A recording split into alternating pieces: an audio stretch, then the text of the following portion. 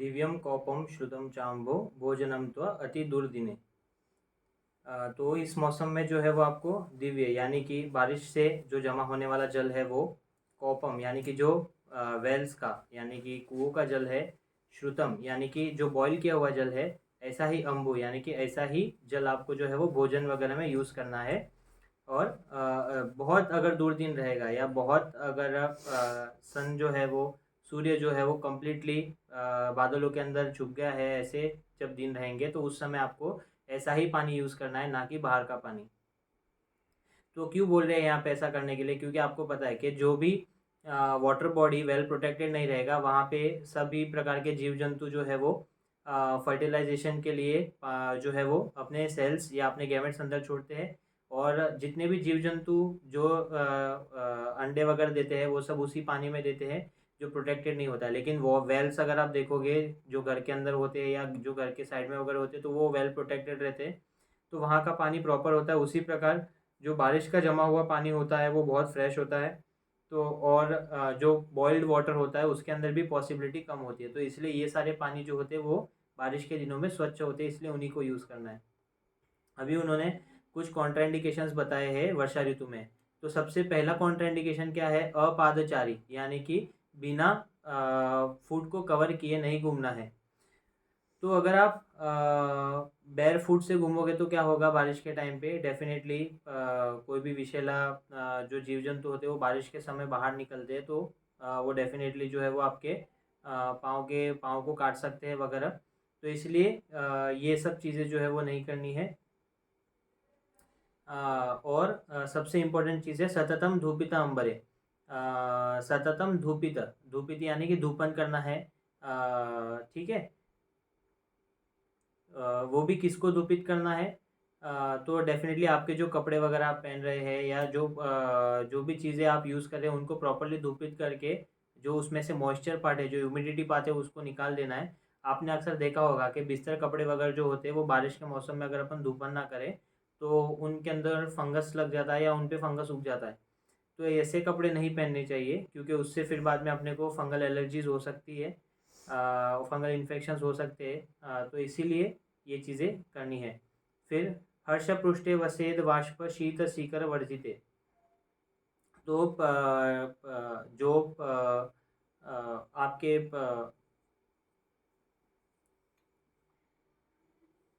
जहाँ पे भी वाष्प शीत जो ठंडी हवा डायरेक्टली जो आपके कमरे में आ रही है या जहाँ पे भी ह्यूमिडिटी कम है, ऐसी जगहों पे जो है वो आपको टहलना है। तो डेफिनेटली वो कहाँ होंगे? तो आपके जो अपर स्टोरियाज होती है जहाँ पे प्रॉपरली खिड़की वगैरह सब बंद है, ऐसी ही जगहों पे आपको जो है वो क्या करना है? रहना है उस टाइम पे।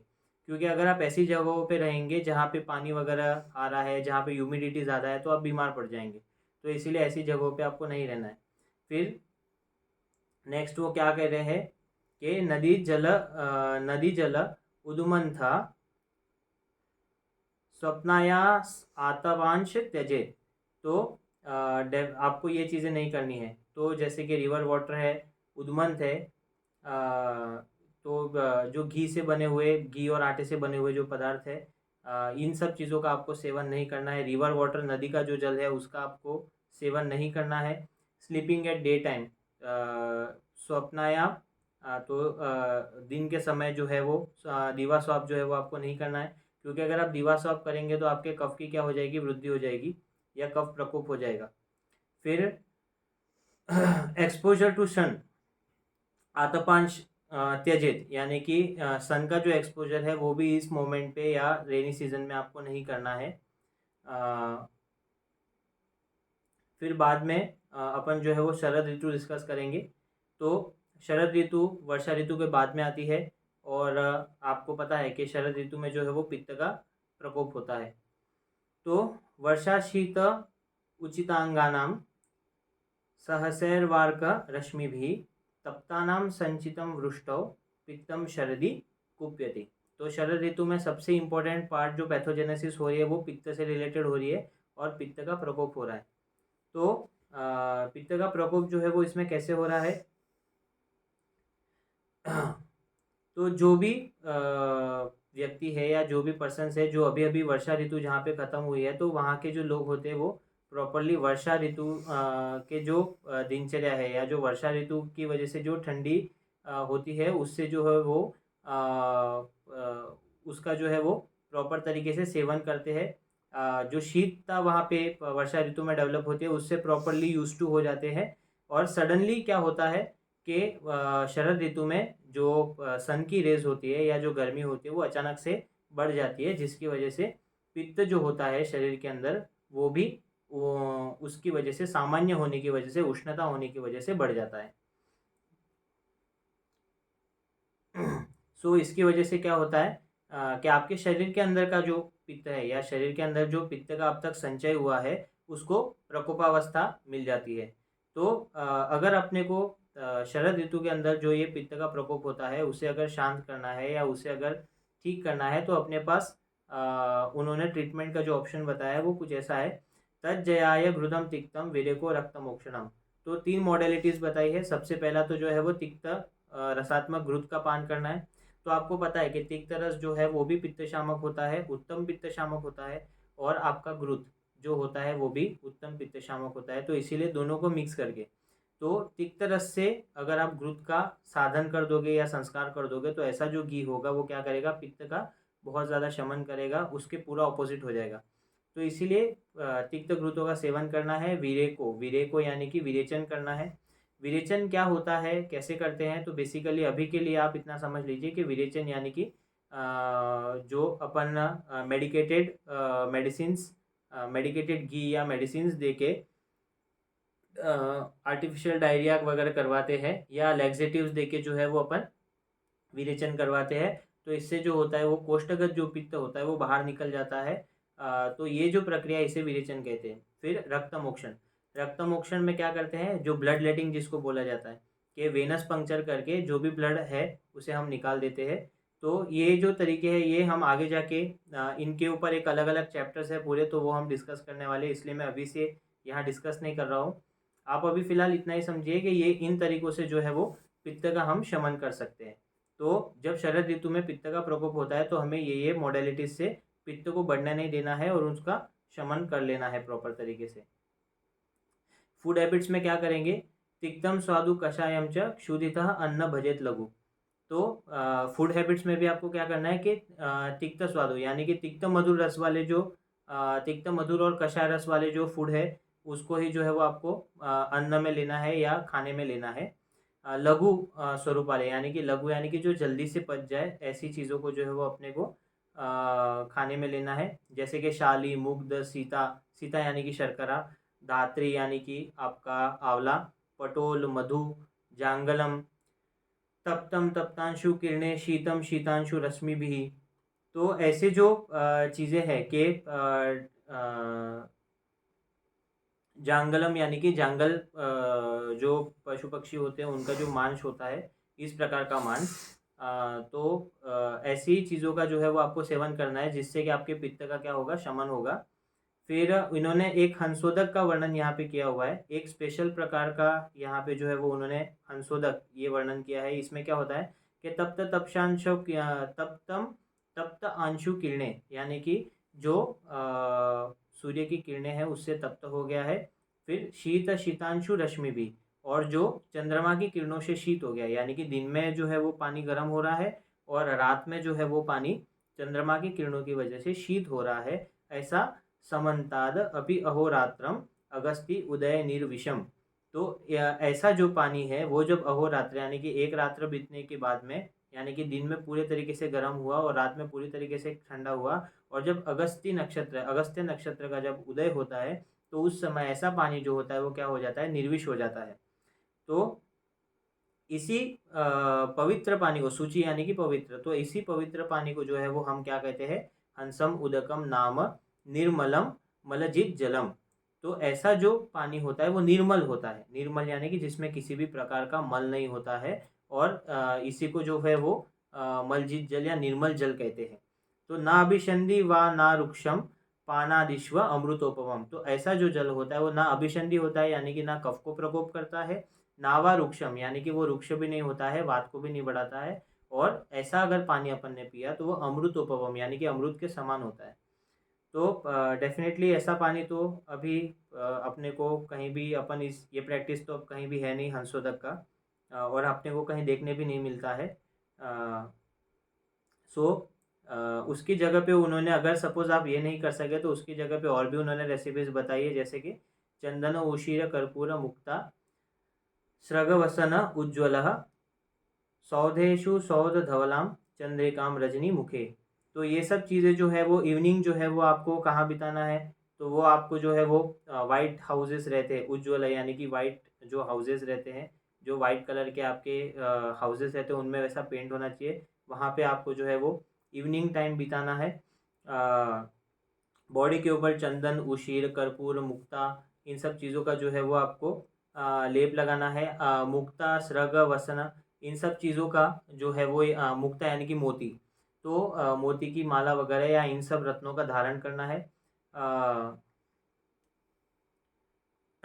और चंद्रिका रजनी मुखे यानी कि रात के समय जो है वो आपको क्या करना है, नाइट के टाइम पे जो है वो आपको मून लाइट का जो है वो सेवन करना है। तो क्या होगा इससे, डेफिनेटली शरीर के अंदर शीतता बढ़ेगी, जो पित्त बढ़ा हुआ है, जो उसकी ऊष्मा बढ़ी हुई है उसका जो है वो शमन होगा, और उसके साथ में पित्त का भी शमन होगा।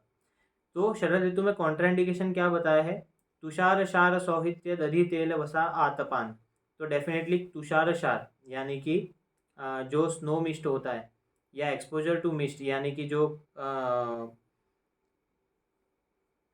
तुषार यानी कि जो ह्यूमिडिटी होती है उस टाइम पे, शरद ऋतु में जो ज़मीन के अंदर से वाष्प जैसा निकलता है और उससे जो ह्यूमिडिटी होती है, तो ऐसी ह्यूमिडिटी से आपको बचना है।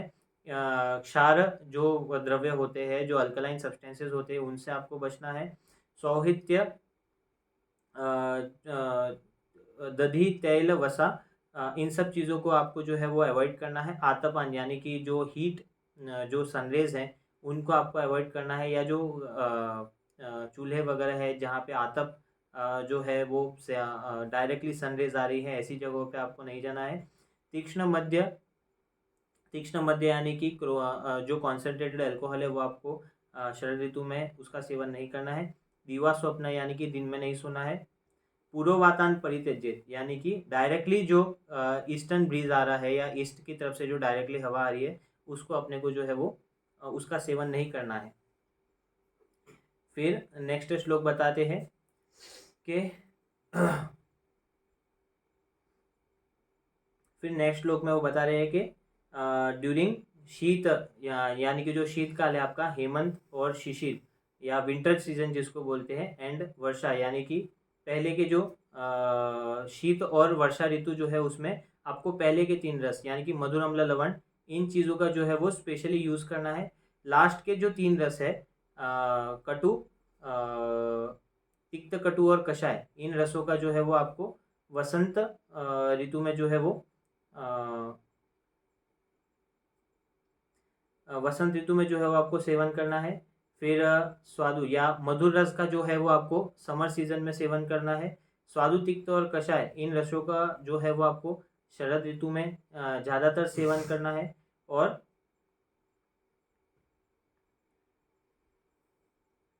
जो मॉइस्चर, जो स्नेह भाग होता है, जो स्नेह युक्त खाना वगैरह होता है या जो ड्रिंक होता है, वो आपको शरद और वसंत ऋतु में जो है वो ड्राई यूज़ करना है, या स्नेह रहित भोजन या स्नेह जो है वो खाने के अंदर कम यूज़ करना है। और समर के समय जो है वो आपको शीत भोजन या शीत तरीके के जो पानक वगैरह होते हैं, इन शीत पीने वाले चीज़ों का जो है वो आपको भोजन ज़्यादा करना है। फिर नित्य सर्व रसाभ्यास स्वस्वाधिक्यम ऋताव ऋतो यानी कि सभी रसों का अभ्यास जो है वो आपको हमेशा करते रहना है।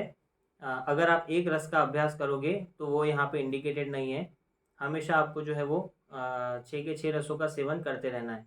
तो इससे आपको क्या मिलेगा, डेफिनेटली उससे आपको हेल्थ मिलेगी प्रॉपर तरीके से।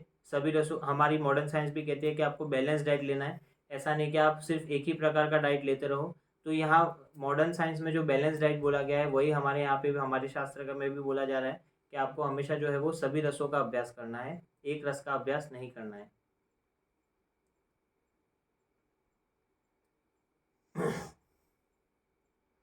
लेकिन अगर ऋता व ऋतो ऐसा लिखा है कि अगर सपोज कोई स्पेशल सीज़न है, उसमें अगर जो जो रस बताए गए हैं वो रसों का सेवन उस सीज़न में अधिक करना है। वैसे तो आपको 6 रसों का सेवन जो है वो एवरीडे करना है, वही आइडियल है। लेकिन जब जब सीज़न जो है वो अति करेंगे या जब जब सीज़न जो है वो अपनी पीक पे रहेंगे, तो उस समय उन सीजन्स में जो चीज़ें बताई गई है उन चीज़ों को फॉलो करना है, या वो रस प्रधान जो है वो आहार द्रव्य खाने हैं।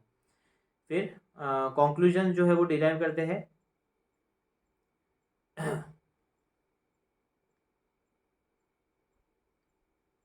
तो ऋतवो अंत्य आदि सप्ताहो ऋतुसंधि इति स्मृता। तो हर सीजन के एंडिंग के लास्ट के 7 दिन और हर सीजन आने वाली सीजन के स्टार्टिंग के 7 दिन, टोटल मिला के जो ये 14 दिन होते हैं, इसे ऋतु संधि कहा जाता है। तत्र पूर्व विधि त्यज्य सेवनीय अपरः क्रमात्। तो तत्र पूर्व विधि, तो पहले के सीजन का जो ऋतुचर्या है उसे उसी सीजन के लास्ट के 7 दिनों में जो है वो छोड़ते जाना है, और जो आने वाली सीजन है उस सीजन की जो विधि बताई गई है उसे उसी सीजन लास्ट सीजन के 7 दिनों से ही थोड़ा थोड़ा एक्सेप्ट करते हुए उसे बढ़ाते जाना है। फिर आसत्म जा ही रोगा स्यु सहसा त्यागशीलनात्।